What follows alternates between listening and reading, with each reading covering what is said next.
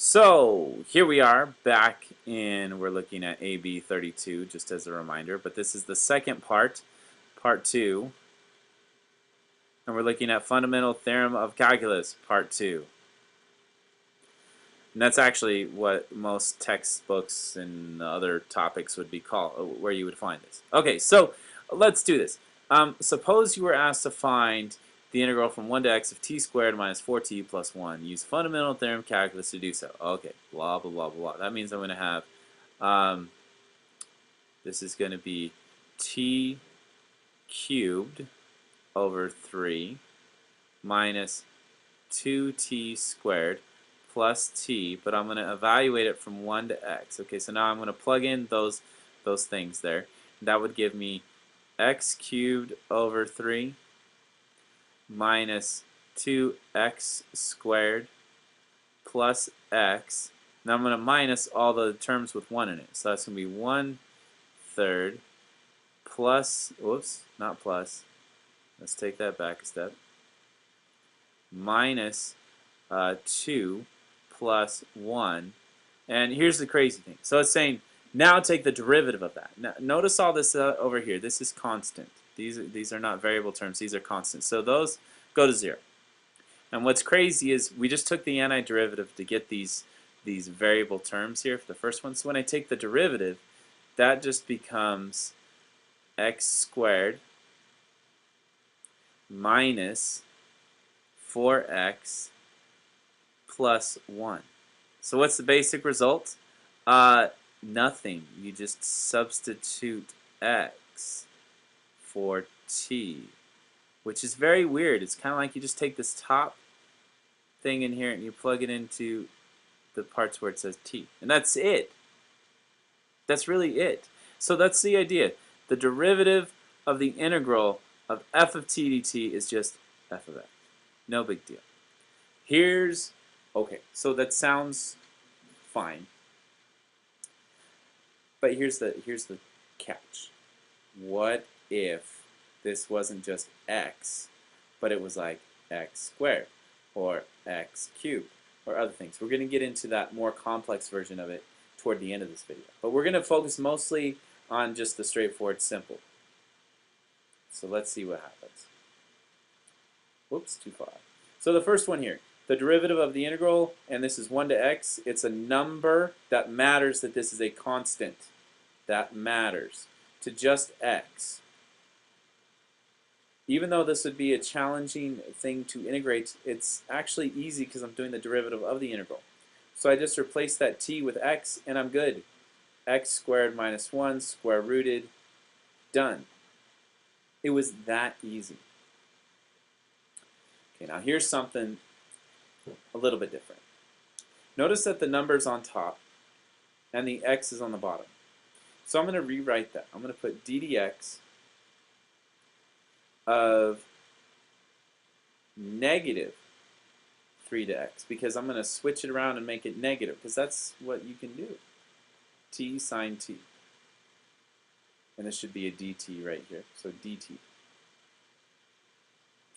So now when I'm looking at that, I notice that I have this negative here, and that does matter. That means my answer is going to be negative. But this, now that I have the number on bottom and the x on top, it's basic. Plug in your x for your t's. So it's going to be x times sine of x, but negative because that negative. Check. Easy breezy, lemon squeezy. Here is where it gets crazy. Crazy up in here. Because now, check this out. Not x, but x squared. It's not x to the first, it's x to the second. This is still a number down here, so that's cool. That's helpful.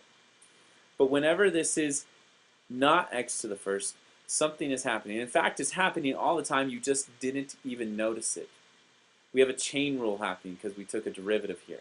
And the inside layered function is this top piece. So when you take a derivative using a chain rule with an inside layer, you got to multiply by the derivative of that inside layer. So how does this affect what we do?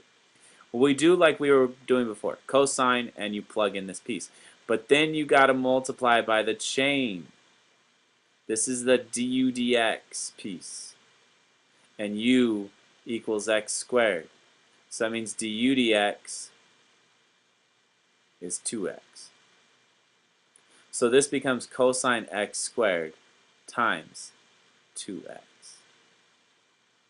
Now in reality, a lot of people would think, okay, that's it, piece of cake, no problem.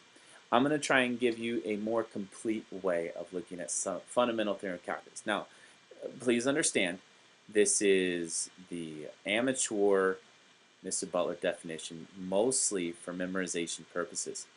But here's what happens. When you are taking the derivative of an integral, and I'm even going to put a and b, and here's a note you need to realize. A, b are not necessarily, oh gosh, there's that word again that I really can't spell, necessarily, I can't even, necessarily constants. Maybe they are, maybe they're not. And then I'm going to put in here f of t dt. You guys ready for this? So now we are taking the derivative of the integral.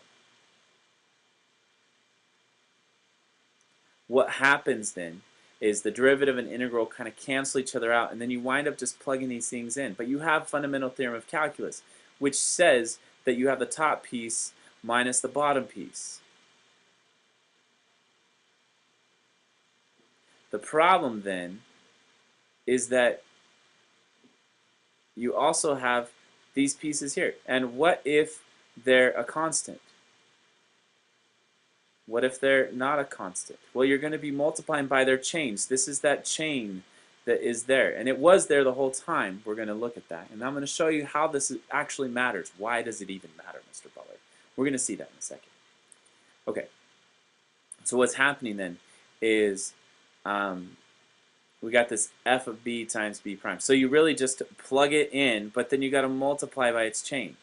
So let's look at a few cases here. Let's say a is a constant. Then that means a prime equals 0.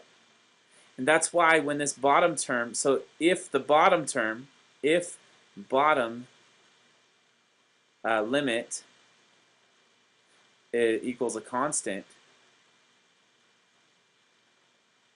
then this right here, then f of a times a prime is 0, and it disappears. That's why this other piece doesn't appear there. So let's look at almost a more complex. We're going to start out simple and then kind of work our way up to it. So let's start out with the integral of, I don't know, square root t squared minus 1. Pretty simple, like we were looking at before. But now we're going to do multiple versions of this. We're going to do 1 to x. Then we're going to do 1 to x squared. And then we're going to do x squared to x cubed. So we're going to do this 3 different times. T squared minus 1 dt. T squared minus 1 dt. Oh, by the way, this is fundamental theorem, which means we're taking the derivative of the integral. Oh, huge, huge detail, Mr. Butler. I can't believe you almost forgot that. Okay. So for the first one, it's just x squared minus 1 square rooted, check, done. For the next one, it's x squared minus 1 square rooted, but then we're going to multiply that by the derivative of that top piece, which is 2x. And we kind of did that just a second ago. Now for this next one, think of it more in the complete term, f of b, b prime minus f of a prime. And notice these are lowercase f's. So that means I'm going to have square root of x cubed squared. Oh, wait a second. This was x squared squared. So that's x to the 4th. Wow, can't believe I forgot that. Okay, so now I'm going to plug in b into this t, so it's x cubed, but it's that squared, and we got minus 1, times b prime. Well, what's b prime? B prime is 3x squared. So we have 3x squared. Minus, now on the other side, we're going to have the square root. And this time it's going to be x squared. That's our t value, and we're going to plug that into t squared minus 1. And then times the derivative. So a prime is 2x times 2x. And you're probably thinking, does this really matter? Well, maybe you don't see it. So let's play it out long ways and see how those pieces are missing. So I'm going to do a very simple function. We're just going to do x squared. But we're going to evaluate this from x squared to x cubed. And at this moment, you're probably thinking, wow, that's confusing. So let's change this to t squared dt. Actually, no, let's go even simpler than that. Let's do 2t dt. And then we're going to take the derivative of that. But we're going to do this by doing the inside first and then taking the derivative. Okay, so what's the antiderivative of 2t? The antiderivative of 2t is really t squared. So it's something squared. We're going to evaluate that from x squared to x cubed. Which means, and remember, we're also going to be taking the derivative of this. So we need to do d dx of this whole thing. So let's keep working on that inside part. That means that we're going to have, let's see, what do we got here? We plug in x cubed. That's going to be x cubed squared minus x squared squared. And then we're going to be taking the derivative of that. We haven't actually taken the derivative yet. We've just done the inside part, taking the antiderivative. We're about to take the derivative. Just for simplicity's sake, this is really going to be x to the 6th, and this is going to be x to the 4th. So take the derivative of those two terms. And what would you get? You would get 6x to the 5th minus 4x to the 3rd. Now let's say that we just want to do the shortcut without thinking about that chain. What if we missed the chain? What would have happened? That means that I'm simply going to plug in here. That means I have 2t, and I'm going to evaluate it from x squared to x cubed.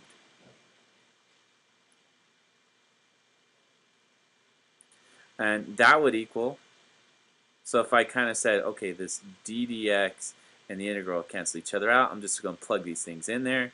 This would give me 2 times x cubed minus 2 times x squared. Now think about this for a second. 2 times x cubed is supposed to really be 6x to the 5th. So what would I need to multiply that by to get to 6x to the 5th? And then the other one, I got 2x squared times something to get to 4x cubed. So what are those things that we're multiplying by? Well, I need to multiply I need to multiply by a 3 to get to 6. And x cubed to get to x to the 5th needs to be an x squared. And here, to get from 2 to 4, that's going to become a 2. And x squared to x cubed becomes x to the 1st. Alright, so what do these pieces represent? I'm going to underline these in purple here. What do these purple parts represent? They're the chains. It's the derivative of the inside. So how does that really affect what we're doing? That means that you don't just simply take those top pieces and plug them in. You also have to multiply by the chain, the derivative of the inside. So let's do something crazy. We're just going to create a problem here from scratch, but it's going to be amazing. It's going to be impossible to integrate. Well, not impossible, but very difficult. Let's do sine of the square root of x, not x. let's use t plus 5. This is crazy hard to integrate. But we're going to do it from, let's say, 2x to x cubed. Then we're going to take the derivative of that, dt. So keep in mind, we got to plug in the top into this original function here, because the derivative and the antiderivative kind of reverse anything that we did with the function, but we got to multiply by that chain, that b prime. And we're going to have f of a times a prime.